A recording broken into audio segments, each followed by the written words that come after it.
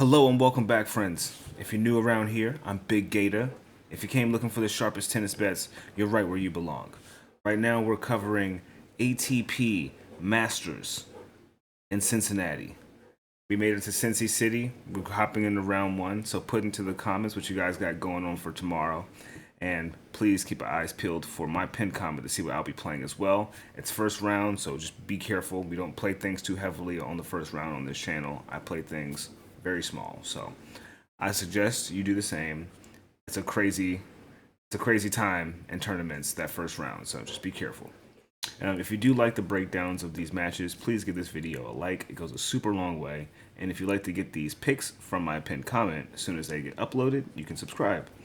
If you do feel generous for any of the wins you get, there's a link in the pinned comment.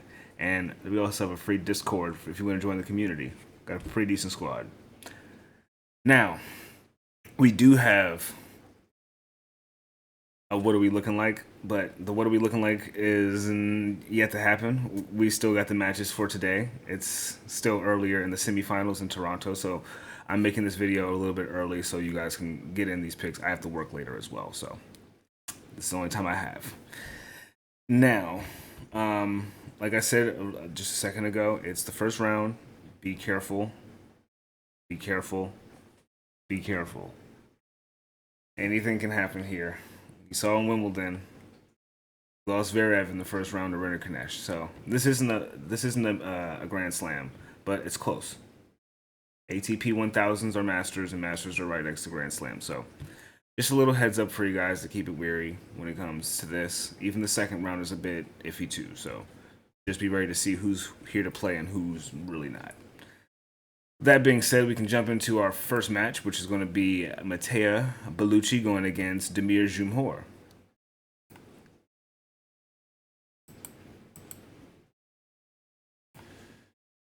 And these guys have played each other twice already. Looks like Bellucci lost in 3 sets in Madrid on the clay, but beat him 3 years ago in straight sets on the clay. So they haven't played on the hard courts just yet.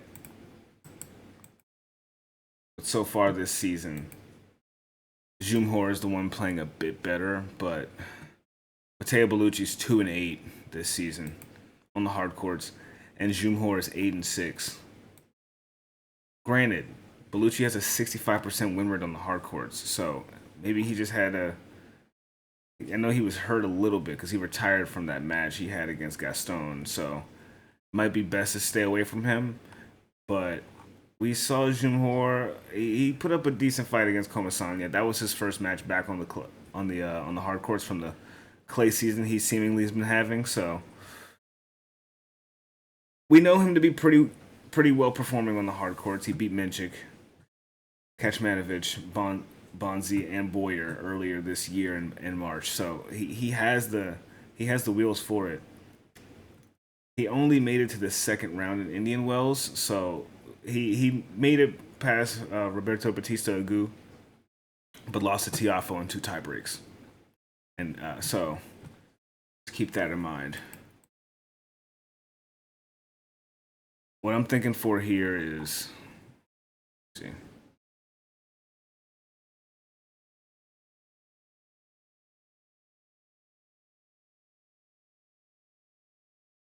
Oh my days.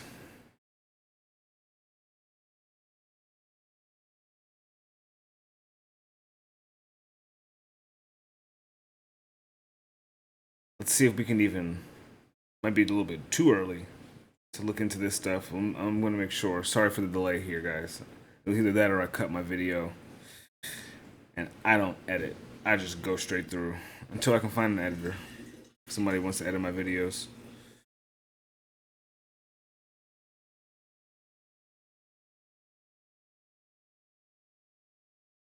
Alright, so we have Dzumhur. Alright, we do have it on the book somewhere. So we're just going to have to be a little bit slower today, but forgive me. Dzumhur is the underdog here at plus 110. Bellucci is minus 135. I think this is a great place for Dzumhur. I think it is. I don't know if Bellucci was losing that second set because of his injury, or if he just started to get figured out by the other lefty, Gaston. So, I don't know. But that was his first match. He's known to be a problem. I would think that Dzumhur could get a set. He was sharpening up as he went along in that Comesana match. He went 6-3, 7-5. He was getting his bearings back. I think he should be able to get a set here. Let's see what his is at. Minus 250 to get a set. Not bad. Not bad. That's all I would do for that match, though. I wouldn't go too crazy. We can move on. Next, we have Miomir Kecmanovic going against Alexander Kovacevic. These names, my gosh. These guys have played each other twice already. Oh, excuse me. Typo. This is Hamad Medjedovic going against Alexander Kovacevic. Sorry. These guys have played each other twice before, last year only. On the clay and the indoor hard courts, Medjedovic being the winner in both times. Out of the 5 sets they played, Kovacevic only got 1, obviously. So, with this matchup existing again,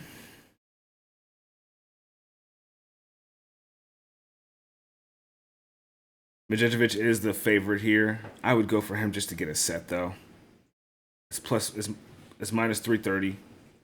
Parlay piece with something risky.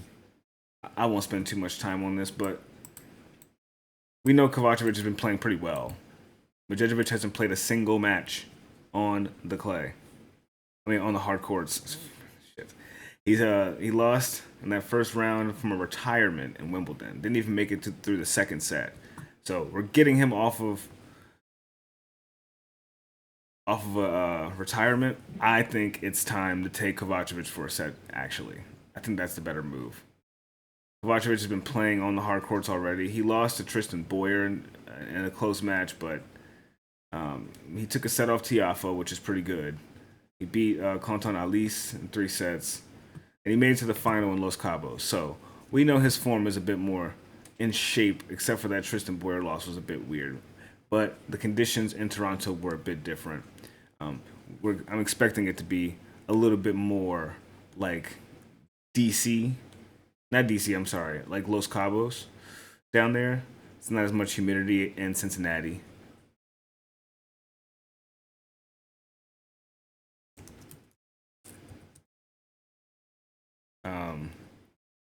Not as high as it was in DC.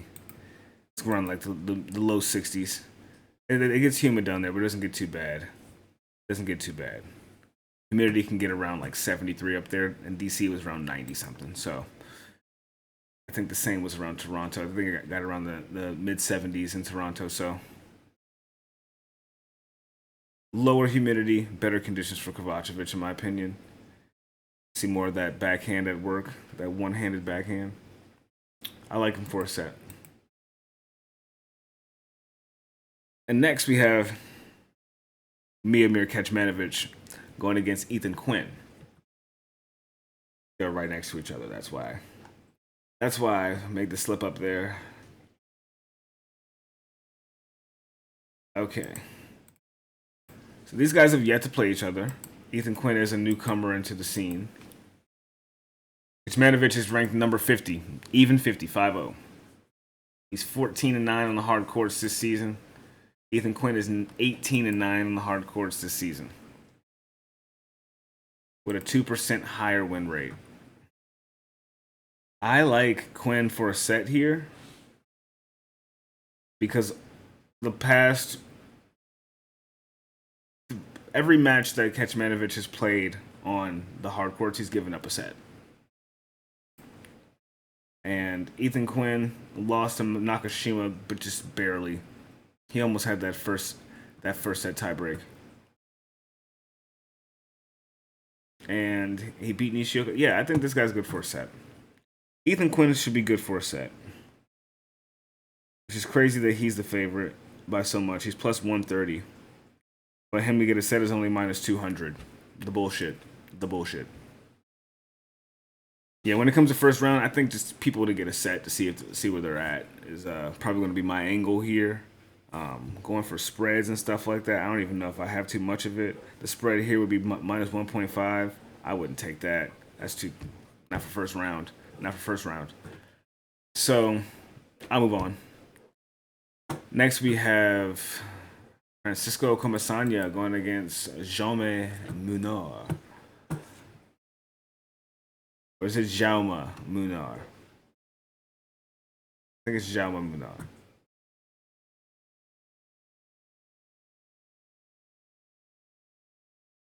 What the hell?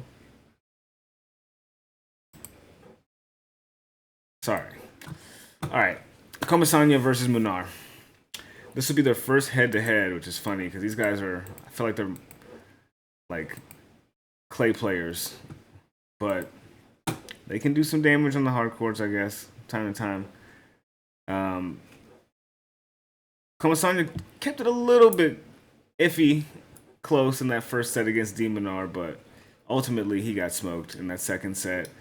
But he ended up going against Dzumhur, right, and beat him in straight sets right before that. And then we have Munar, who lost to Cerundolo, took a set off of him. I told you guys, I like Munar, man.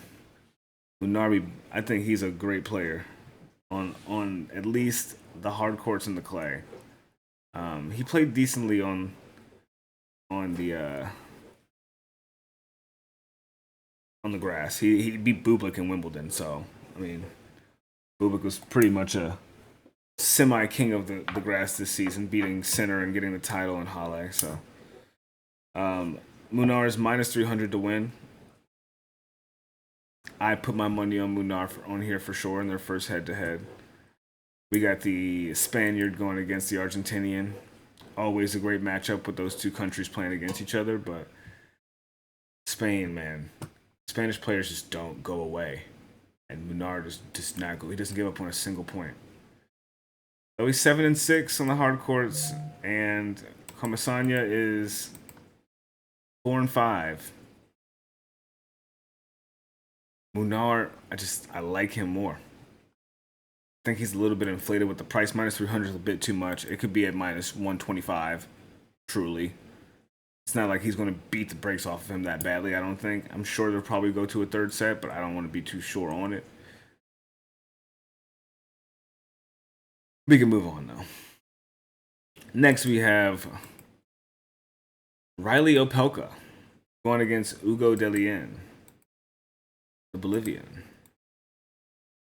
And these guys have yet to play each other, but we know what we're getting here, right? Dellien is a 30% winner on the hard courts. He's played 4 matches so far on the hard courts this season. He's played 3 last season, 3 the season before. So, what does that tell you? That's not even 10 matches over the course of 3 years. Opelka has played 10. He's won 12 matches this season. Opelka in straight sets.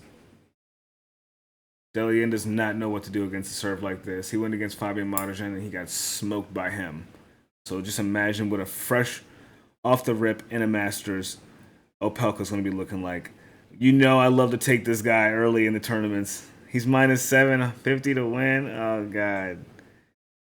See, it's not even fun to take him. He's minus 210 to win, dude. And I don't think he's going to be like dog walking him like that. I think he's going to break him once, and that's going to be the end of it.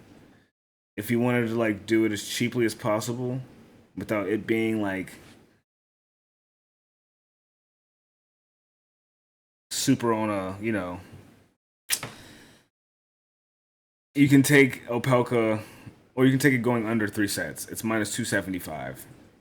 It's minus 210 for him to win in straight sets. So if you wanted a parlay piece, I would do the under 3 sets, but him to win in straights would be its own thing, or a part of some other randomized ticket that you guys got going on. I don't know.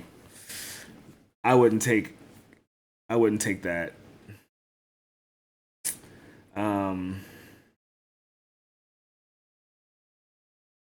Let's see.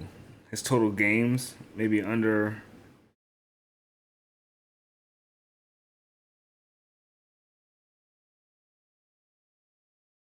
Under 12.5. Plus 120. That's the most plus money you could take right there. That's some certified smoke for round one. I don't know if you want to do all that, but hey, him going under 13 games is plus money. That's like the closest thing you can do to like doing that. It's first round though, so be careful. That's all I can tell you. Opelka is obviously going to win though. Obviously going to win. He's minus 750 on the money line, so you get it. Next is a match I'm really butthurt about, to be quite frank with you. This Gator here is just so sad. He's got to go against Monfils a second time this year. Basavareddy has only had the opportunity to go against Gael Monfils in the first round in most of these big tournaments he plays in. He played him twice in Australia. Dude, he played him in the semis in Auckland, which he made it to the semis, and then he ran into this guy and lost in straights. And then he took a set off of him in Brisbane in the first match they played against each other. Gael, even though Gael's been on a... What is this? Gael's on a 2-match losing streak on the hard courts. And he's still 14-7.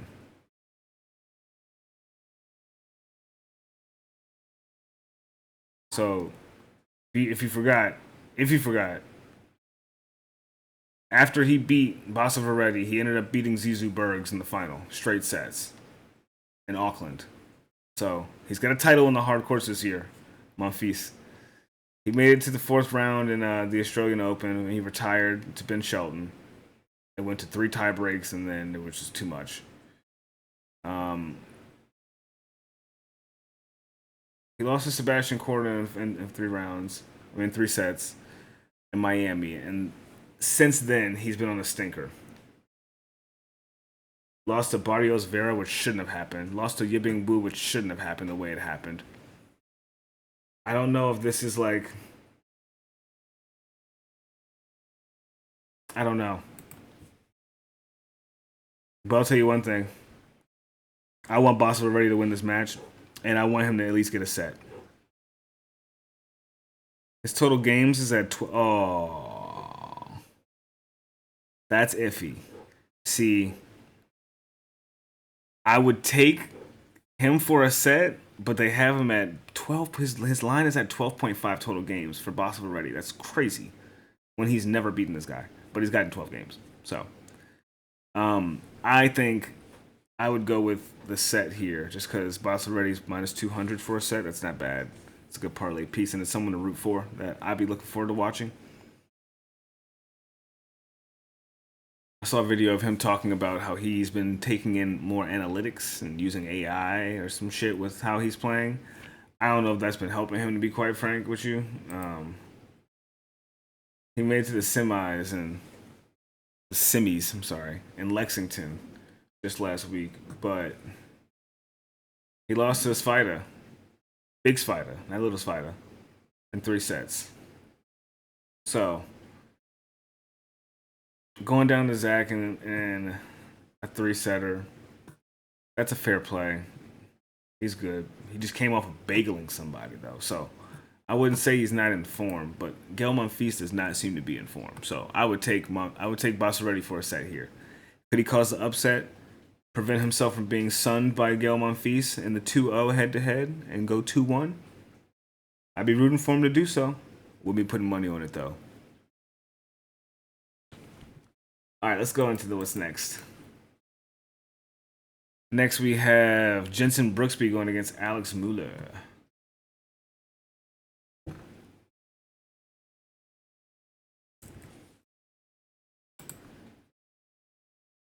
And these guys have never played each other before. Brooksby is 3-6 on the hard court this season. Not too strong. Muller's been playing pretty well. That set off Tiafo earlier this year, right? Or is that someone else? That's Vukic. So anyway, Brooksby, 3-6. Muller, 10-7. Jensen, 19-17 this season. Muller, 21-20. Now, Brooksby didn't stand much of a chance against Moutet. Let's just be real. that guy, when he's playing in good form, is just impossible to beat. And the way he controls pace and the fact that he's a lefty does a bunch to someone like Brooksby, who does a bit. I feel like he plays a bit robotic. He doesn't do too much outside of like the back and forth with the forehand, backhand. That one little weird shank slice he has to try to throw people off with to make it look like a backhand. That didn't work against Moutet. Will it work against Muller? Maybe. I don't know. It's been a minute since we've had this guy getting some wins. He plays seemingly a lot better on the grass than he does anywhere else. He hasn't had that great of a season on the hard courts, but he has a 63% win rate, Brooksby. And Muller's got a 61. So, on paper,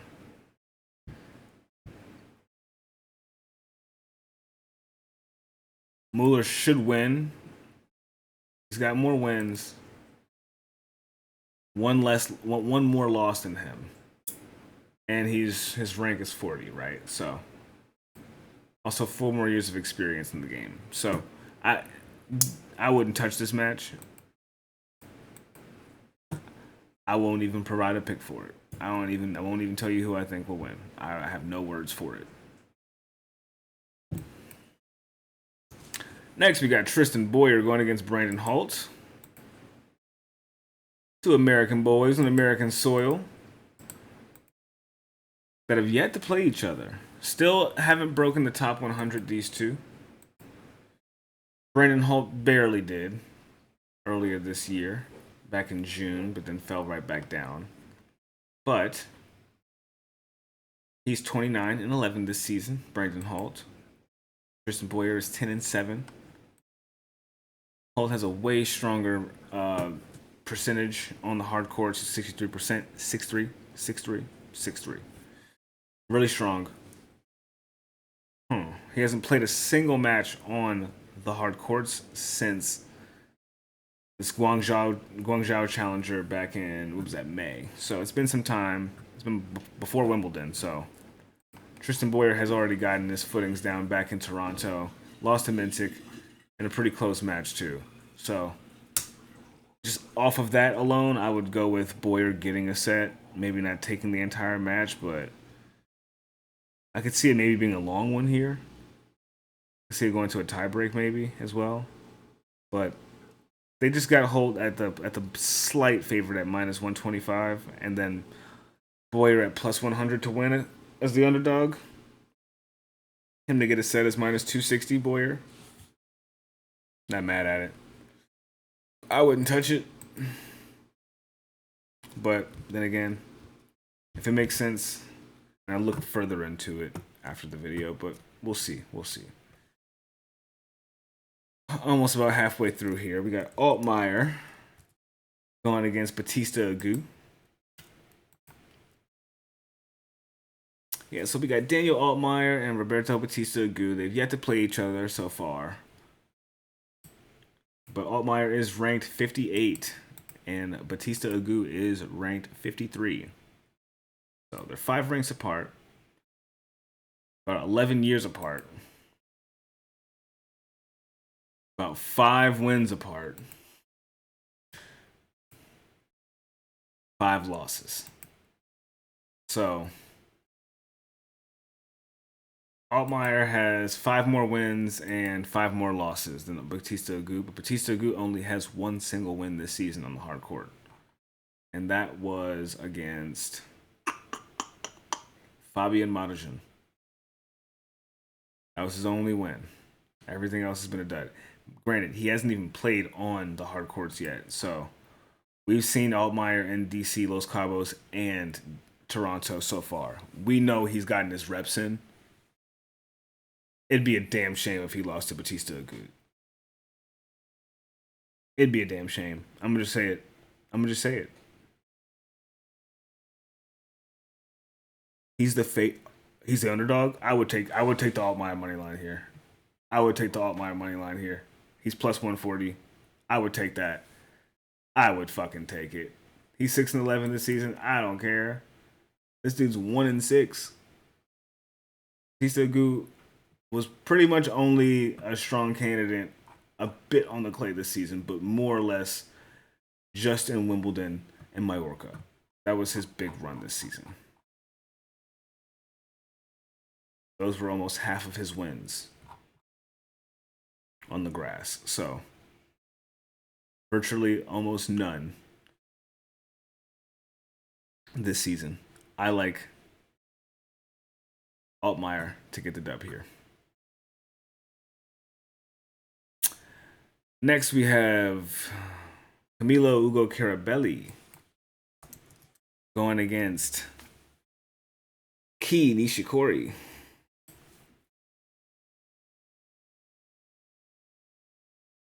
These guys have yet to play each other as well. There's a 9-year difference between them, but only 20 ranks. Nishikori being ranked 67, Ugo Carabelli being ranked 47. Nishikori should get this done here without even going too far into it. We know he's like former top 5 in the world at some point. 2017, he was number 4 in the world.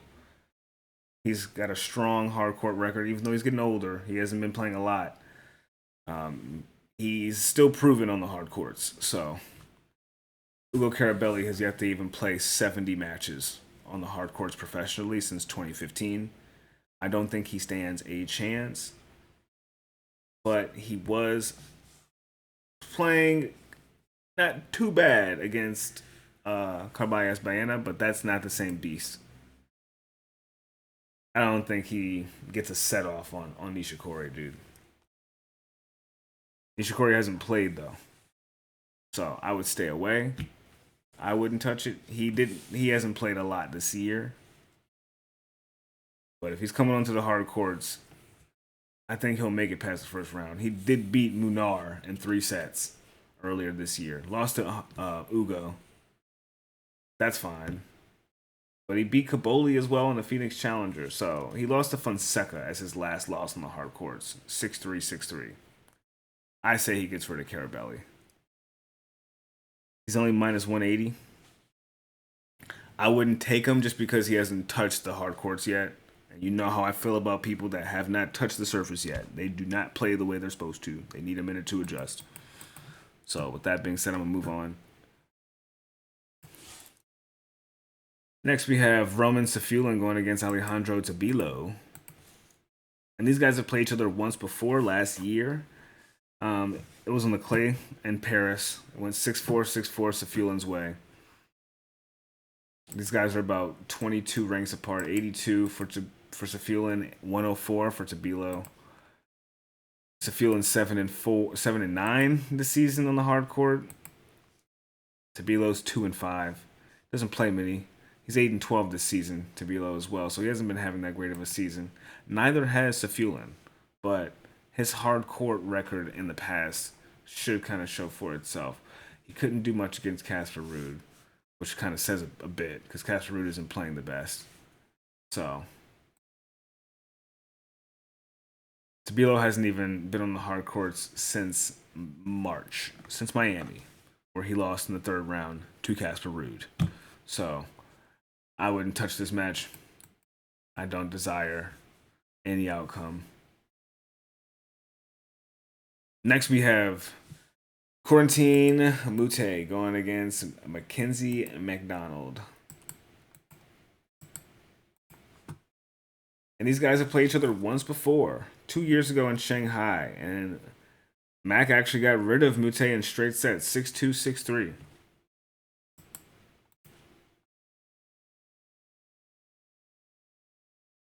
Game with no aces. 2 double faults coming from McDonald. He broke him every time. And Moutet could not break him. That was 2 years ago.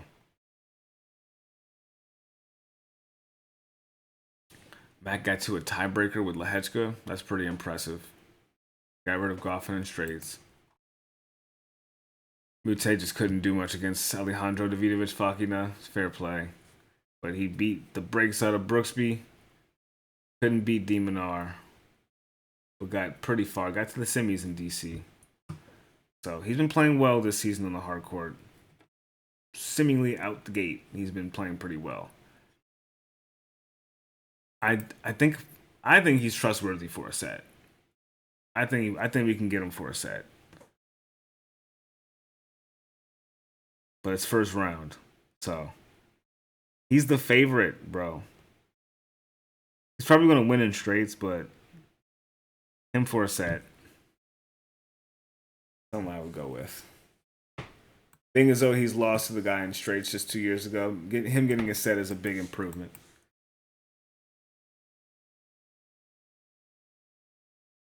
And next we can go down to Roberto Carballes Baena going against Ugo Gaston. Gaston's been playing terribly. We know this. He's been playing so bad, dude. Playing so bad. They counted the Mattia Bellucci retirement as a win for him, but outside of that, dude, he only beat Sang this year on the hard court. No, he hasn't had a single win. No official win on the hard courts this season since coming back from Wimbledon. But between the two of them, between Gaston and RCB, Gaston has won more. The last frequent times they've meeting up at each other. Played each other last year in the Australian Open. Hugo beat him 4-1. 3-1, I'm sorry. A four-setter.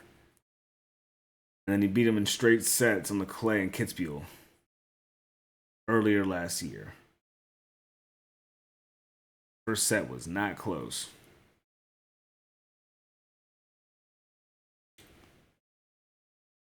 Roberto was pretty close to taking a set off of Taylor Fritz, though. I look at that as a really strong point in form.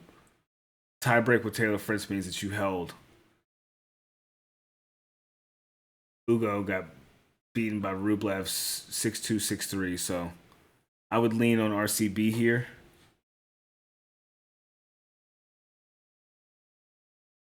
He's minus 125 to win. Oh, now he's minus 115. It's even money for these guys. Ooh, I'd stay away. I'd stay away. They think if the books think that RCB is as good as Ugo Gaston, I would stay away from that match. Moving right along. This should be a fun one. We got Bu Inchakete going against João Fonseca.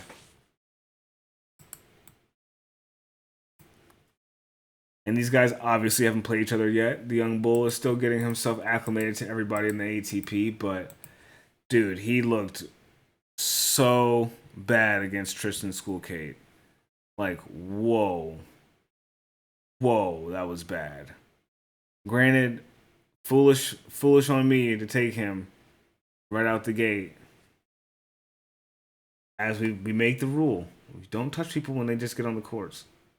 Even though he had the proven record, he's still too young to say that he can just hop back on this surface and do well. Not just yet. Bu has been winning the first round and losing in the second round. That's been his trend. Does he get rid of Fonseca here? Fonseca, has he lost 2 matches in a row on the hard courts yet this year?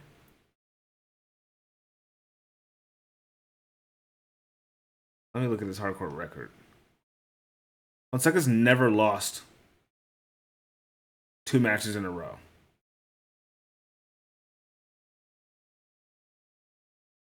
He's not since 2023. He has not lost 2 hard court matches in a row since Schoolcate and Munar, which I wouldn't really count, right? Because this is his first season on the tour, like actually on tour.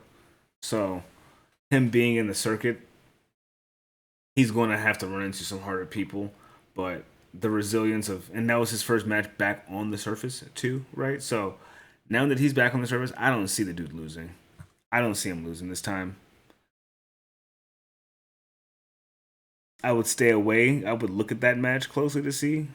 He's minus 240 to win. I'll root for the kid, but Boo being an underdog is finally he's in the place he needs to be on the books because like he's been minus 1,200 in these past 2 weeks for certain matches and it's just been crazy. So seeing him appropriately priced is funny that it's going against Fonseca where I see it, but it is what it is. Um, for Boo to get a set, if that even happens, it's minus 150, so it's almost close to even money. It's not a bad price. Not a bad price to parlay with something else. Yeah. The trend of losing the second round but winning the first for Boo is weighing on me here. And Fonseca having his first match back on that court is what's weighing on me as well. So whenever he makes a transition from one court to the next, at least when he did it from clay to grass this season, he lost that first grass match as well to Carballes. Went to a tiebreak in that one as well. But his next match was in Eastbourne. He lost the first tiebreak and then bageled the next set against Zizou Bergs and then won 6-3. So yeah, I think he can get it together in that match. Does it go to a third setter? It could. It could. It very well could.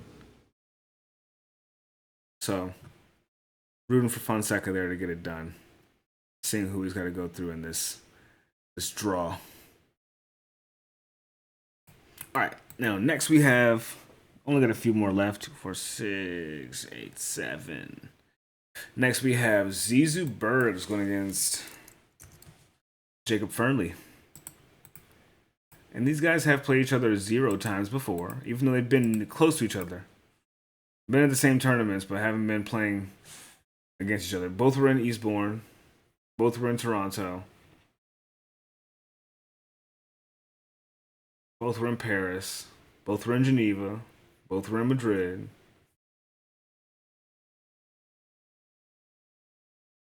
You have to see each other.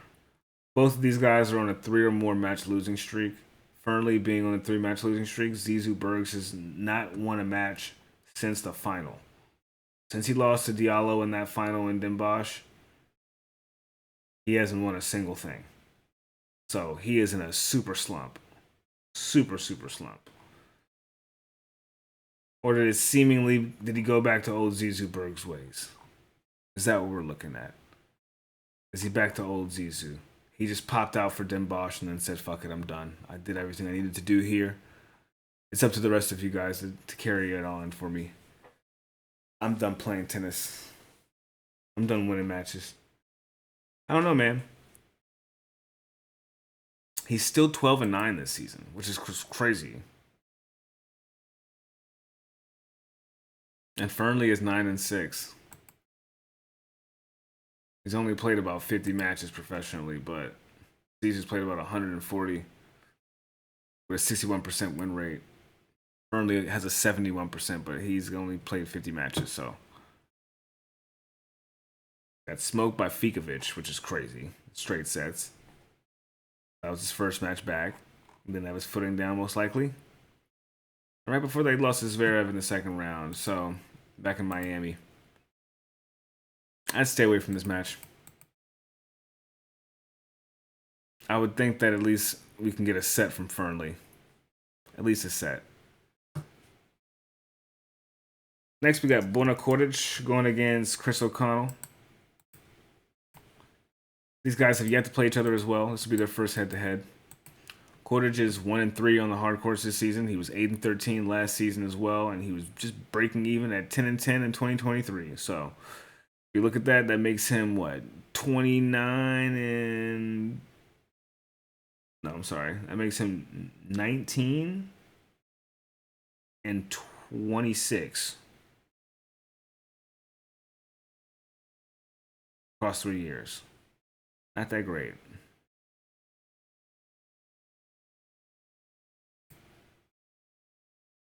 And then Chris O'Connell has had a positive win rate every year on the past 3 years. 12-9, 23-16, 19-18. Coric had one match against Gigante, which he got a set off of him, but he couldn't finish him off. lost in the third set tiebreak. O'Connell had a walkover from Munar. He gave up. I don't know if he was just trying to get ready for Cincinnati or what. Maybe he might like it Cincinnati more. Looking at what he did last season, he didn't even go to Cincinnati. He hasn't been to Cincinnati since 2023, where he lost in the qualifier against Altmaier. So he lost in Q1 the year before that against Munar. So I don't know why he's so pressed to be back here. He's in the first round, so maybe that's why. He's in the first round this time. O'Connell's been playing pretty decently. He beats Tsitsipas and Sang. Lost to Quinn. Didn't even play Munar, so that doesn't really count as a loss, but it does. I would take him. I'd take O'Connell. He's been playing decently. What's he priced at, though? What's he priced at, though? He's plus 150. They think Border Quarters is going to beat him.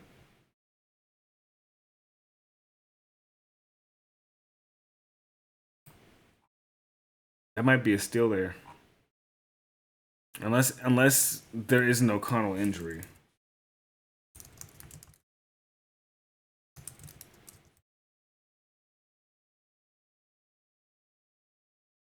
Abdominal injury. Okay. Stay away. Stay away. He forfeited the match before it even happened. That's how bad it was. So this injury is not his first setback. He has previously dealt with hip flexor issues and other throughout his career, as we all know. But that will be a hard thing to get past. So maybe leave that one alone. If there's injuries involved with people, stay away. Unless you just want your money given back to you or losing it. So next we have Benzi Bonzi going against Arnaldi.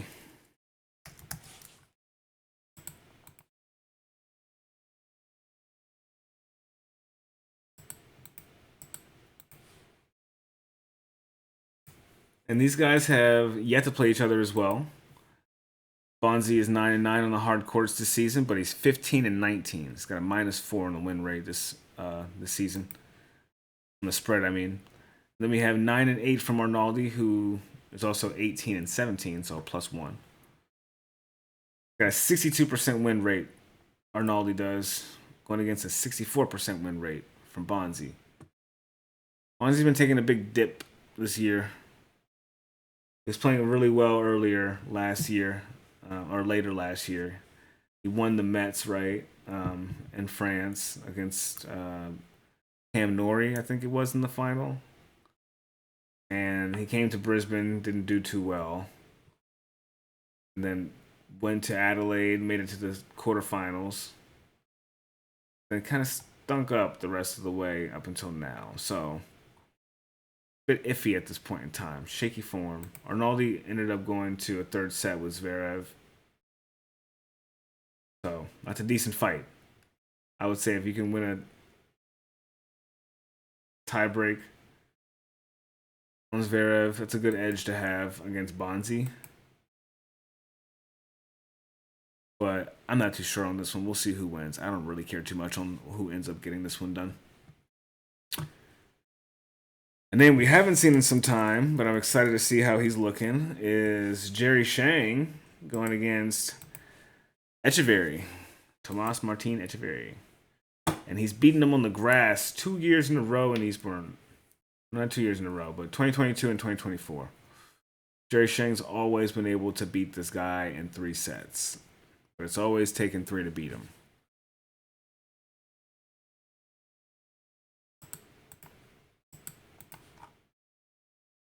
Shang had his first match back from retirement against Duckworth. Lost 3-6, 6-7.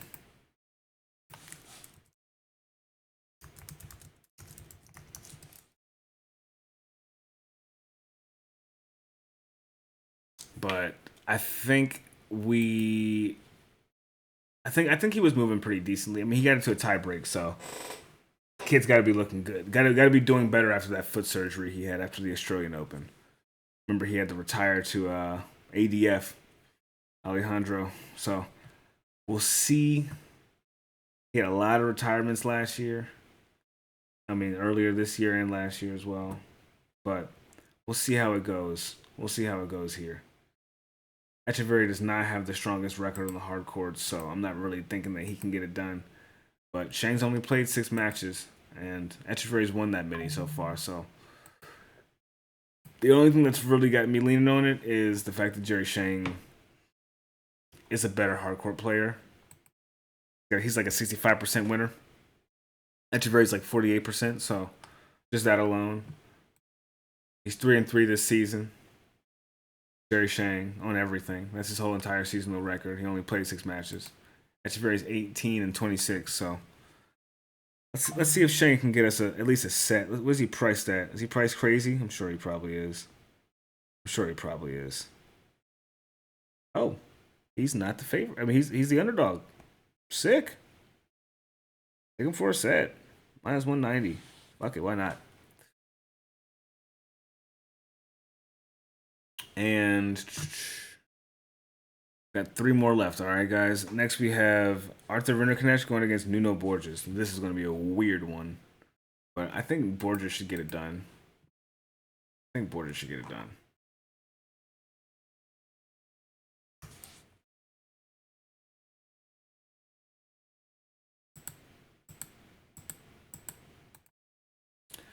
So this is going to be their second head-to-head. Borges did beat him in 3 sets in Indian Wells earlier this year.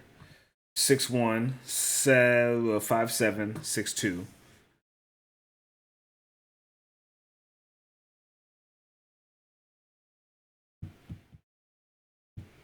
Borges lost to Casper Ruud, but Rinderknecht lost to Gallardo.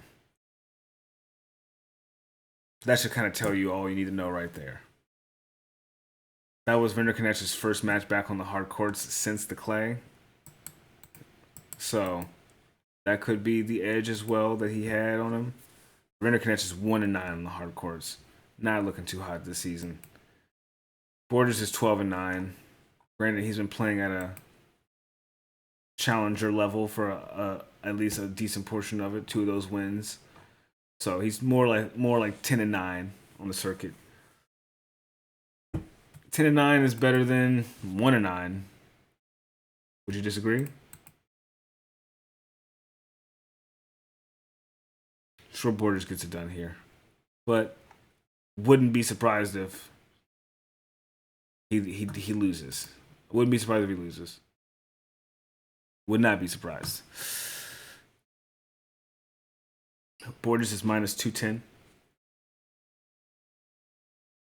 It going to 3 sets is plus 135. Maybe. It did take him 3 sets to beat him last time, I'm pretty sure. Yeah. If that is going to be a long match, I feel like it could be. That could be one of the longer matches tomorrow. Anyway. We have next, I think we have Nicolas Jarry going against Pedro Martinez. And they have a 1-1 head-to-head so far, but only on the clay. Funny enough. And it's been over 2 years ago since they played each other. Jerry won in straight sets, and then Pedro won in straight sets before. In Rio de Janeiro for Jerry and Kitzbühel for Pedro. This will be the first head-to-head on the hard courts. Both of these guys have been not satisfactory level on the hard courts. Both of them have 2 wins so far. Pedro just has 5 more losses. So there's your answer there. They both have about a 50% chance of winning on a hard court. I'd stay away from this match. Jerry has definitely been playing better. I mean, he came from getting to the 4th round in Wimbledon, but lost in straight sets to BVZZ, Botic VDZ. So it's a iffy place to walk here with him because he hasn't played since the Australian Open on a hard court. That's literally 8 months ago. So, up to you if you want to deal with that. I wouldn't touch it. It's first round, like I say, when it's the first round. And last but not least, we got Sebastian Baez going against David Goffin. And I think now is the time we can say David Goffin has gotten his workout in. But now I think he's playing on the hard courts now. I think he's here. In their head-to-head history, Goffin has beaten him in Wimbledon 6-1, 6-2, 6-4. Straight dog walk. 20 ranks apart. Goffin is 65 going against Baez, who is 45. But I think Baez gets most of his rank and most of his points off of doing clay tournaments. Doesn't do much on the hard court. He's 0-4 on the hard courts this season. Hasn't won a single damn thing. He hasn't had a positive spread on his win rate since 2023. He went 9-7, but he was 5-9 last year, and now he's 0-4. David Goffin is 5-9 this season, but he was 24-11. I like that Goffin's played at least on the hard courts already. We haven't seen Baez on the hard courts since March. I don't think that he's ready for Goffin. Goffin's going against some pretty tough people. I think this will be a good match for him to get his bearings back. Safe to say. He lost to Mackenzie McDonald 6-4, 6-4. That was a close one, and McDonald was playing well in Toronto. He lost to Boo, who was playing all right in D.C. But third time's a charm for Goffin. I think he comes out and gets it done here. I think he does. Now, that was a long video. We've made it 2 hours. An hour, I'm sorry. Almost an hour of time. 52 minutes. I have to get ready for work, but I will make sure this gets uploaded for you guys promptly. Put in the comments for me what you guys think is going to be going down for this tournament. Who's going to end up getting the outright win here? We have a bunch of people. We got Sinner, we got Alcaraz. So we'll see those guys probably in the second round. Tell me who you're excited to see for tomorrow as well. Are you guys looking forward to seeing Opelka? Are you guys looking forward to seeing Basavareddy, Monfils? I'm looking forward to Bellucci, me personally. Looking forward to Monfils and Opelka, Munar. Maybe some Kovacevic as well. And seeing Jerry Shang. But Fonseca for sure.